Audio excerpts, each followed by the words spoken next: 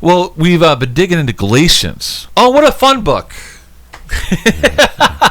Galatians I like Galatians. Do you really? I like that. I like the challenging books. Some people don't like the challenging books. Okay. I like most of Paul's books because they challenge it. It's what we have to do now. It's like they are the to me. They're the books that you get the most out of because they're like for your Christian life today. Yeah. What you need to do today in order to survive. Yeah.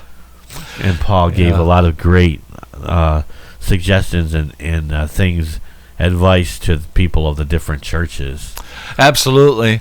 And what's interesting about Galatians is that it's really, Paul is actually pretty infuriated at the Galatian church, because what had happened was Paul was a tent maker, and he would go from community to community, and he would make tents probably for the army, and then while he was there he would establish churches talking about the gospel. And so he was actually at Galatia for I believe 3 months, established a church there. A lot of people were just set free from the works type of thing, because I guess back then there was a separation between the Jews and the Gentiles. The Jews was actually an ethnic group that God had set aside through the commandments, festivals, circumcision, other things.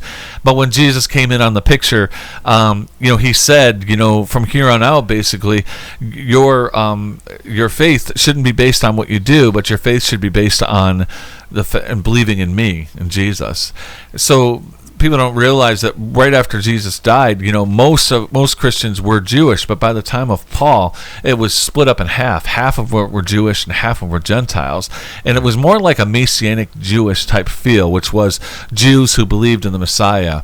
But what was happening is Paul was establishing this, and then there were some that were coming behind Paul saying, Paul doesn't have the whole gospel, by the way. You still have to do all these things. And it just really made him mad, because he had worked really hard to, fulfill the 612 laws. I mean, he was a Pharisee of Pharisees, and he was in so much bondage, and it felt so good to be set free. These people get set free, and these Jews come in and just put them right back into bondage, So it was it's a book that's very it's emotional, spiritual. There's a lot of information. It's very intellectual. Paul uses his gifts in debating in it. We're actually talking Sunday about his run-in with Peter, because he talks in the second chapter of Galatians about how he actually in public rebukes Peter, because Peter is kind of pulling himself away. He's hanging out with the Gentiles, but when the Jews come in the room, he pulls himself away, and there's it's making this perspective that Jews are better than Gentiles. And so Paul's really upset with him about that, and he's telling the Galatian church, listen, if I rebuked Paul, I'm going to be talking to you about this type of thing too, Right. And another thing that's interesting about letters is that usually at the beginning of a letter, they start out with something that's really probably encouraging, like, Nigel, really appreciate you, man, you're such a great guy, really excited about seeing the good things that God is doing in your life, and then they would get into the meat of it, right?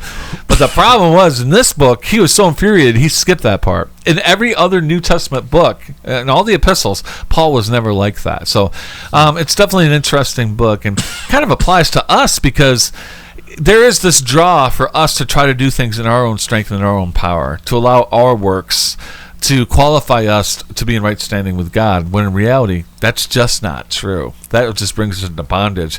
Being in right standing with God has nothing to do with us, and everything about what Jesus did on the cross. So that's really what we're jumping into with Galatians. So this week we're going to talk about Peter and Paul, and quite a very intense conversation that Paul had with Peter. Right. Awesome. Well, we need those times in our lives. We need accountability in our life for helping us with that kind of thing too, because sometimes we all can get off, and Paul is just drawing Peter right back onto the path that he needs to be. So